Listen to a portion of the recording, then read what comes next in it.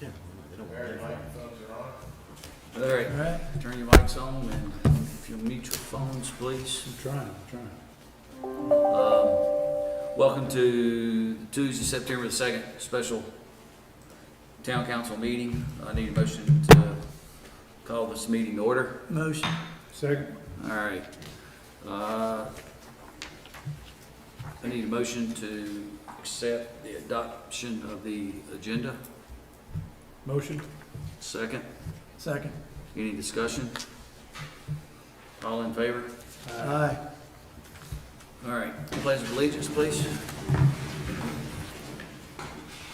pledge Allegiance to the flag of the United States of America and to the republic for which it stands, one nation, under God, indivisible, with liberty and justice for all.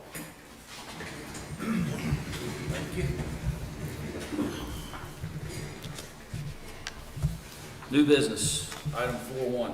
This is the bid acceptance for the Cherry Gap disposal site. I need a motion for this. Motion. Second. Any discussion? Yeah. Quick on that, Art. Yeah, well, I mean, I hope everybody has something to say about this. Bob, I got a few questions. Yep.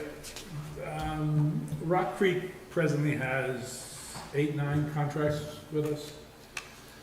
Fewer than that. They have all the work, Right. all the projects, yes. Okay, and where are they in their progression of those progress on those projects?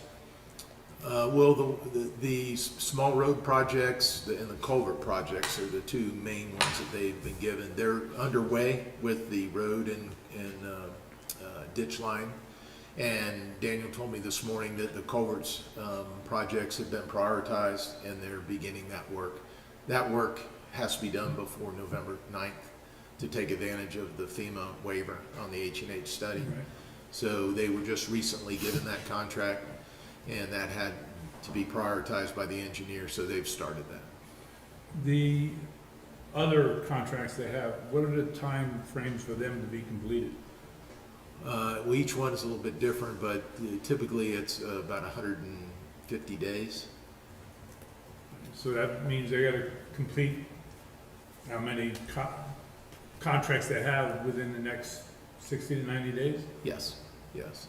The intent was to get it done before winter, made the roads unable to be worked, made, getting culverts in. And then this project is also, time is of the essence, that's why I asked you to come today. Right. But predominantly they have roads, ditch line, and culverts currently under contract. Is there a cash penalty if they don't complete it by the deadline in the contract? There's performance penalties, yes. On all the contracts? Yes. I mean, the reason I'm asking is I'm just concerned that we're putting all our eggs in one basket. We have, Rock Creek, who is an unknown as far as I know. They've been working up here for a couple months, yeah. But, with all the work they've already taken on, committed to get done, and taking on another, probably the biggest project out of all of them, and having them done before winter comes, I'm skeptical that they'd be able to complete that. Now, I just driving up here now, I did see there's additional trucks hauling gravel. There's Boone Trucking, I just saw 2 of their trucks, and there was something Springs, I didn't catch the whole name, there were 2 more trucks hauling. So I assume they brought in some reinforcements to get moving. But, Well, on the road project, they've always had subcontracts and hauling in gravel, doing road work, ditch work. In this particular bid before you today, they were required to list their subcontractors that were going to, as all the bidders were, and they did. They'll be the prime contractor, but all this work needs to be there'll be substantial subcontracting. but are the subcontractors the same as the ones that are doing the work now? Most probably, I assume. There was a name I didn't recognize, so there might be additional haulers. Okay. I mean, it's a cheap bid compared to the other bids. I know, Cor can probably back this up, we don't have a legal reason to not approve this contract today. But, you know, there's gotta be concern about them getting it done. And the only thing in the contract, they got monetary and all that stuff, but they don't have time. We can't get the time back. Correct. You know, if we don't get it done in the next 90 days, we're in the thick of winter. Correct. And, you know, we can't get that back. It pushes us to the spring. And, you know, the water situation is, you know, the most critical thing we're dealing with right now. So, you know, and my concerns are that, you know, all our eggs in one basket, although I don't know what else we could do. Well, the concern is justified, and the contractor has been made aware of that this is a lot of work to be with one contractor. The reason you've seen numerous contracts is because FEMA required us to break these projects up. And historically, we would have probably done this in 2 contracts. We would have done a roads culvert contract, we would have done Buckeye Lake contract, but FEMA required the town early on to break these up. And you may recall that you've had small road projects 1 through 7B and small culvert contracts 1 through 7B, and then we have this one. So even though the town has issued multiple contracts, in reality, this would have been probably 2. With that said, it's a lot of work to be done in a short period of time, and the contractor's well aware of that and well aware of your concerns. I will say that the number, I'm comfortable with the number, only going by our engineer's estimate, was at $977,000, and this was just over $1 million. The next bidder that was qualified was over $2 million. So for the town to not approve this and do what? Spend another $1 million because we don't think he can get it done. We would also be at risk, I believe, Ford will tell us that we would be at risk for their potential profit if we did not approve the contract that was certified by the engineer, as they were qualified in all respects, and we went to the next bidder and spent another $1 million. Then Rock Creek could come back to the town potentially and say, you know, my bid was, there was no reason not to take it. I can get the work done, and here's what my profit would have been, and I want you to pay me that. So we could be, with that decision, we could be spending, you know, more than that. I understand the concern. I have the same concern. I asked Daniel to be here today to answer any questions. He can give you a on-the-ground report on how the work is progressing and where we're going. I did talk to the engineer this morning after you and I spoke and asked him the same questions. He basically said the same answer. He said, this is the procurement process. Once it's contracted, then it'll be a performance process. And the engineer's responsibility, we pay him, is to monitor the contract and make sure the performance meets the criteria in the contract. So I share your concern. I don't know what else we can do to protect the town. As we've talked, this FEMA and state procurement process is laborious, and it makes us go through these hoops. I don't want to speak on behalf of this contractor. They've done some work for us, but it's I don't know at this point what else we could do. If you chose, which you certainly can, not to approve this, I would then ask what you want me to do. We could go out to bid again. We would likely get the same bidders with the same concern, and usually when I do that, the price goes up. Yeah. So I'm not sure what we would do if you said, I don't want to go with Rock Creek for whatever legitimate reason, what I would do then. And then certainly I would be past with the wintertime. If we award this contract today, how long until it gets signed and the 140 days starts? Well, the engineer's prepared to issue a notice of award tomorrow, The reason I asked you to come in early, because we have a meeting on the 9th. We could have waited till the 9th to do this, is as I can't lose 7 days Yeah, no. for exactly what you spoke about. So we would issue a notice of award. The contract was already in the bid documents. The contract is already written and developed. It needs to be signed and executed. Arguably, we could have that done by the end of the week, and they would be underway a week from now. Who's the engineer? Mattern and Craig. Are they familiar with the layout of our land? Yes.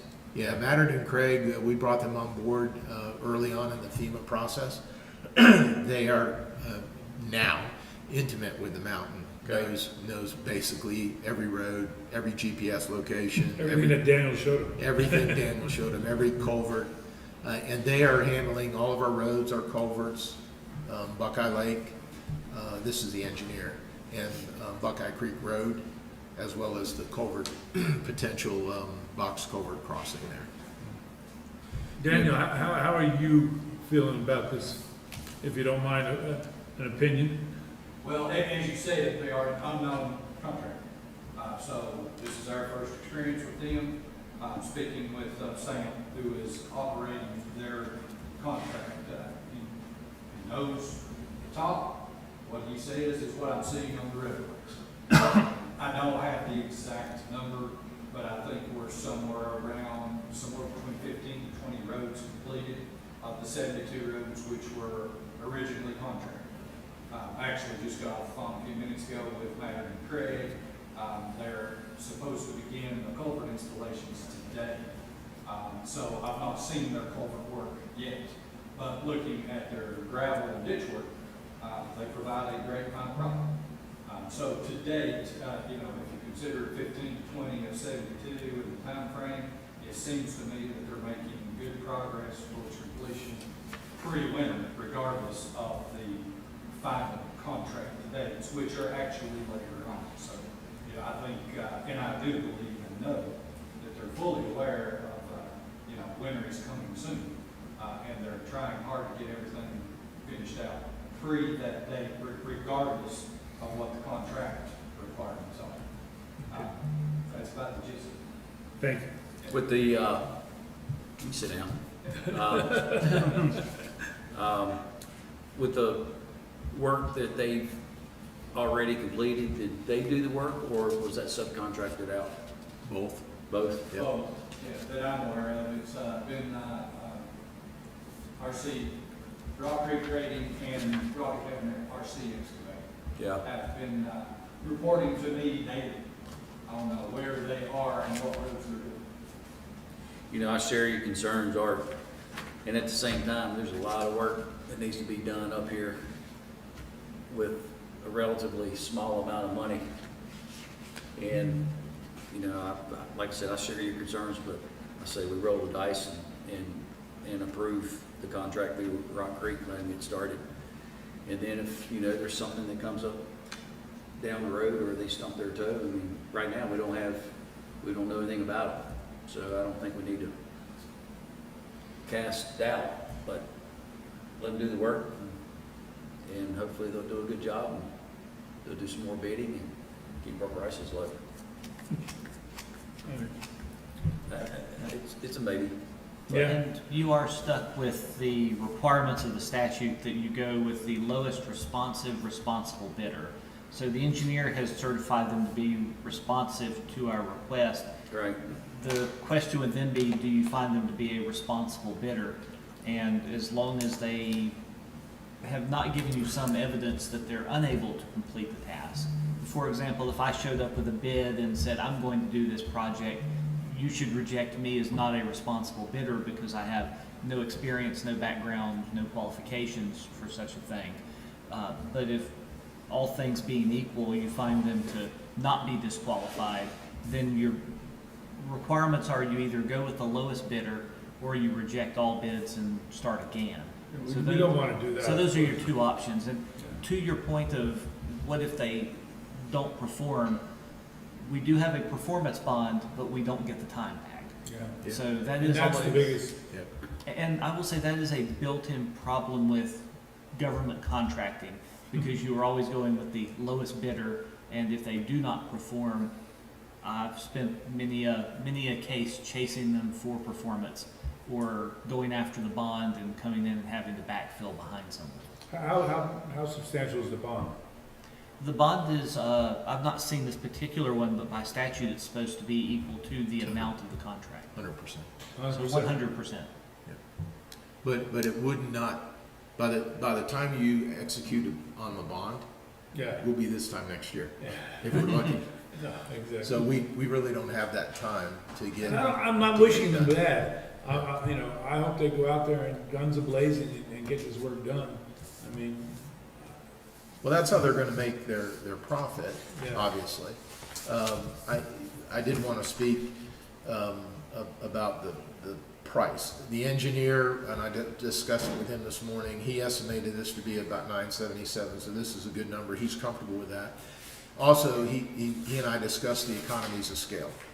So the mobilization and the administrative piece of one contractor doing all of the contracts, there's a savings on the contractor's side, and the engineer believes that we're seeing that in his bid.